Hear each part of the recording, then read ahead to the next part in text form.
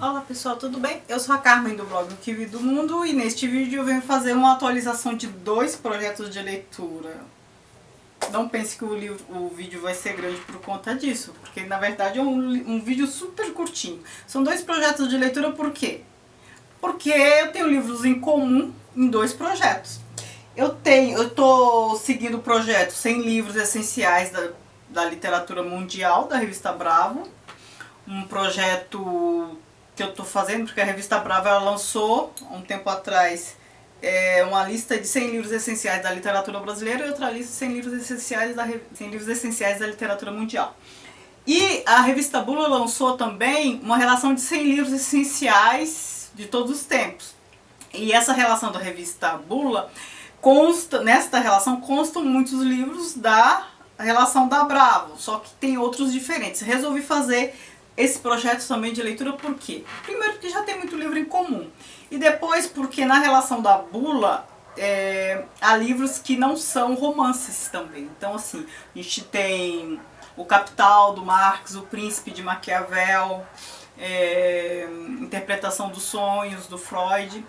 E outro motivo que me fez seguir esse projeto da Bula é que eles compilaram várias listas, né, para chegar a esses 100 livros. Então, listas de revistas, jornais internacionais, também a lista da Bravo, várias listas e chegaram a 100 livros, né? Muitos, como eu já disse, muitos estão em comum com o da revista Bravo. Então, vou fazer vídeos para atualizar os livros que estão em comum. Então, é uma atualização para 2 projetos. E os livros que só constam na revista Bravo, de 100 livros essenciais da literatura mundial, e não consta na revista Bula, eu vou fazer separado. A mesma coisa com a revista Bula, tá? Os que não estão em comum eu faço para cada projeto. Os que estão em comum eu faço um vídeo atualizando os 2 projetos de uma vez. Acho que não ficou confuso não, né? Acho que deu. Então, como não poderia deixar de ser, 2 livros que constam em todas as listas são Ilíada e Odisseia. Eu li recentemente essas 2 obras. Eu achava que eu não tinha lido essas obras ainda. Na verdade, assim, é que eu tinha lido trechos dessas 2 obras várias vezes em momentos diferentes da vida. De modo que eu acabei lendo tudo, só que eu não sabia que eu conhecia tudo, não sabia que eu tinha lido tudo, né? Porque não foram leituras lineares. Aí dessa vez eu li de cabo a rabo, as 2, uma depois da outra. E assim, a Ilíada, né, não é que se falar em spoiler nessas 2 obras, imagina, né? Tudo que se falar delas já foi dito muitas vezes, todo mundo já sabe. Mas eu gostei mais da Odisseia, porque a Ilíada, ela tem 2 características que me fizeram não desgostar, mas preferir a outra. A primeira, porque é o ambiente de guerra, guerra, então aquelas coisas voltadas para a guerra, que não são tão agradáveis assim. A segunda delas é que essa obra eu acho que ela não para em pé sozinha. Não, é mais difícil, porque assim, a gente conhece muito, ouve muito falar de Cavalo de Troia, Guerra de Troia, não sei o quê. E na Ilíada, na verdade, o episódio aqui, o arco temporal, melhor dizendo, é um período no 10º ano da guerra, né? O 10º e último ano da guerra. Então assim, em 10 anos de guerra, então só um trechinho da guerra. A gente não tem ideia da guerra toda. Então o Cavalo de Troia aconteceu depois do que se passa aqui em Ilíada. E é uma coisa que a gente sempre ouve falar e aqui com a Ilíada não dá pra descobrir. Então é uma obra que não para em pé sozinha. Pelo menos pra mim foi insuficiente com a Ilíada entender tudo o que aconteceu. Tudo bem, a proposta da obra não era essa, mas eu senti falta demais. E aí, ó, até fiz um post, não sei se quando esse vídeo for ao ar o post já terá sido publicado no blog, mas é um post ilustrativo, além da resenha da Ilíada, também eu fiz resenha da Odisseia, eu sempre faço resenha no blog.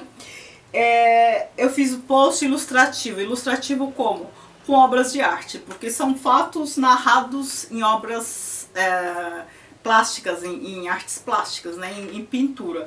Então eu fiz o antes, o durante e o depois da Ilíada. Então assim, entendendo a mitologia Ilíada, né? E então eu explico o que motivou a Guerra de Troia, o episódio do cavalo de Troia, enfim, tudo, vou explicando, resuminho, tal, com imagens. Eu fiz a mesma coisa com a Odisseia, mas a Odisseia ela para em pé sozinha, né? Se você não ler mais nada, não pesquisar mais nada e só ficar na Odisseia, é suficiente. E por que que a Odisseia me pareceu mais interessante? Porque, primeiro, não é um ambiente de guerra, e depois que o Odisseu, ele é um personagem mais interessante que o Aquiles, eu acho, porque o Aquiles é irritadinho.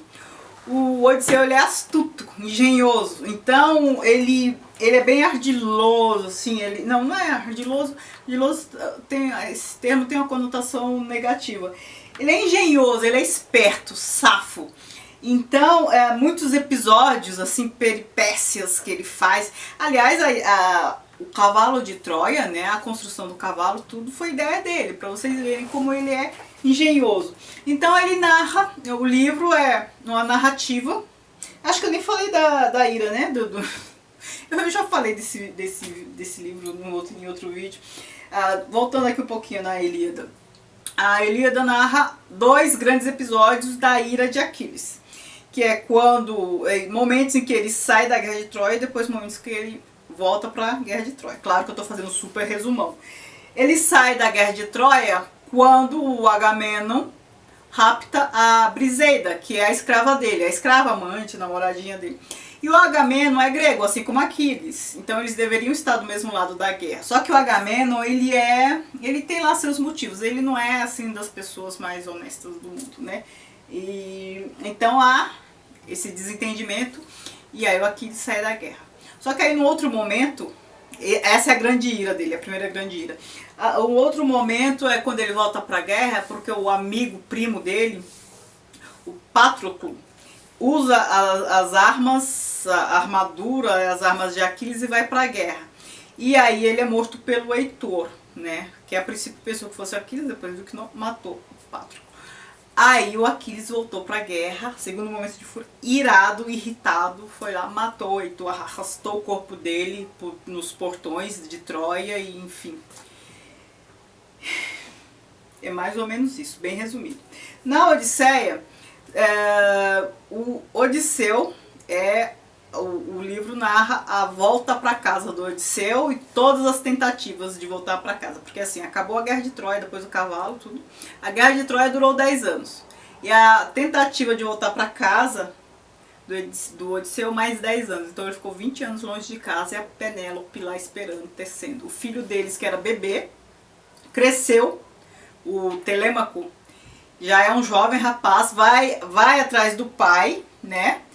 E o pai também, os deuses ajudam os dois, tanto o filho quanto o pai, a esse retorno para casa. Aí a deusa Atena acaba mexendo os pauzinhos dela, tá sempre ajudando um outro para que o Odisseu volte para casa. E aí nas narrações dele, né, ele vai parar numa ilha, vai parar em outra, enfim. Ele narra tudo o que aconteceu. O episódio dele, ele ficou muito tempo na ilha com a Calypso, né? Foi amante dela por muito tempo, uma ilha paradisíaca. Teve o episódio do Polifemo, que é o gigante de um olho só, ciclope, que quase o comia pessoas e aí ele furou o olho do gigante, escapou, enfim, peripécias de desenho animado, de filme. Aí eles também foram parar na ilha de Circe, uma bruxinha, uma feiticeira, enfim, foi escapando até que volta pra casa, aí a Penélope está lá cheia de pretendentes. Aí ele, Telêmaco e Odisseu acabam dando um jeito, matando os pretendentes todos, enfim.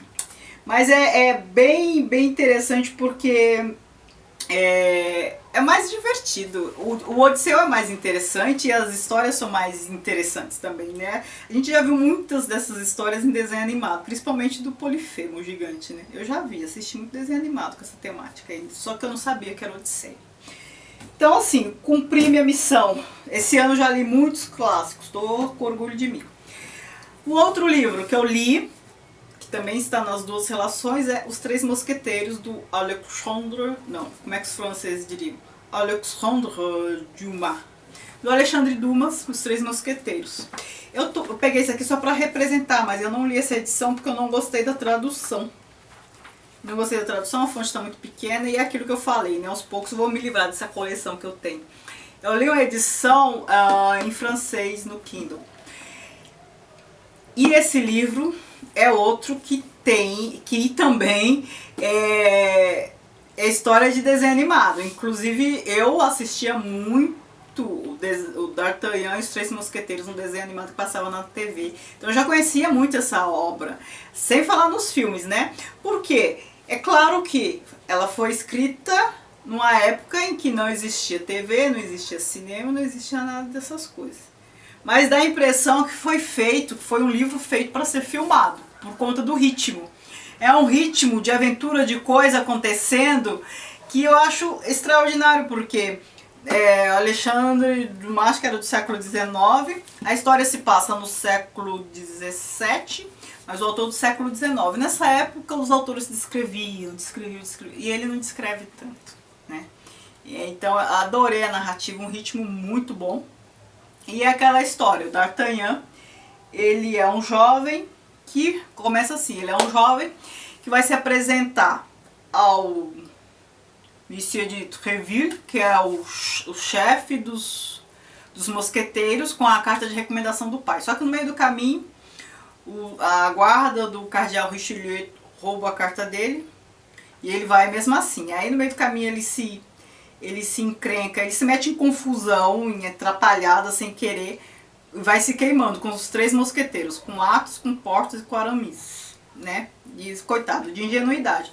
Depois eles começam a lutar, ele contra os três, até chegar a guarda do cardeal Richelieu, que aí começa a lutar contra os mosqueteiros. Aí o D'Artagnan ajuda os mosqueteiros e tem um desempenho assim fabuloso, derrota a guarda e o rei chama os quatro e aparentemente era pra dar uma bronca e tal, mas aí ele gostou muito do D'Artagnan, achou muito corajoso, muito jovem, porque acho que no começo da história ele tem uns 17 anos. E aí faz com que ele incorpore a guarda real, né? E aí, a partir de então, D'Artagnan e os Três Mosqueteiros, eles se metem assim, numa aventura atrás da outra. Porque o Richelieu é o primeiro-ministro do Luís XIV. Luís XIV ou Luís XIII? Luís XIII. Acho que é. Agora eu me confundi, não lembro mais. Mas enfim, eu fiz vídeo também para essa obra, tem post no blog, mas eu acho que é Luís XIII. Com certeza, ele é o filho do Henrique IV, Luís XIII. Ele é o primeiro-ministro do Luís XIII, só que é muito ardiloso, muito do safado. E aí a Ana da Áustria, a rainha, ele e a rainha não se dão muito bem. Aqui no livro, o Alexandre Dumas, ele dá a entender não, né? Aqui ele mostra que há um romance entre a Ana da Áustria e um personagem inglês aqui que eu esqueci o nome. Não vou lembrar. Não sei. Marquês, alguma coisa. Não vou lembrar. Mas eu já falei dele. Mas eu já falei dele no outro vídeo. Enfim. E aí tem a figura também da Milady, que é uma mulher perigosíssima. Ela é muito linda, muito jovem e tal, mas é muito má, assassina, cruel, fria. E ela trabalha, faz serviços pro Richelieu. Então assim, é sempre uma tentativa de ir atrás da Milady, de impedir que ela faça as atrocidades dela, de impedir que o Richelieu tenha êxito nas suas ações lá que tentam comprometer a rainha, enfim. Eu adorei ler D'Artagnan e os Três Mosqueteiros. Eu não pensei que eu fosse gostar tanto, porque assim, esses livros muito clássicos a gente sempre acha que já conhece o suficiente, né? Só que não, porque ler é outra coisa, né? É outra experiência. A leitura é outra experiência, porque características da narrativa só na leitura. O livro, a história pode ser filmada, mas a pegada literária, a narrativa, né? Porque é pela narração que uma história se faz literatura, é só no livro mesmo que a gente tem. Por melhor que a história seja, se você... essas características só lendo, só lendo. Eu achava que era impossível um filme ser melhor que um livro, mas eu já estou revendo meus conceitos. Não estou falando dessa obra aqui, mas é de outras obras recentes que eu vi filme e agora li, e a leitura ficou a desejar, mas porque eu sempre tive essa ideia. A linguagem cinematográfica é tem que ser diferente da linguagem literária, mas assim, a narrativa, a narração, né, toda essa questão que eu adoro, ficava perdida no filme. Eu sempre achava a obra literária mais completa.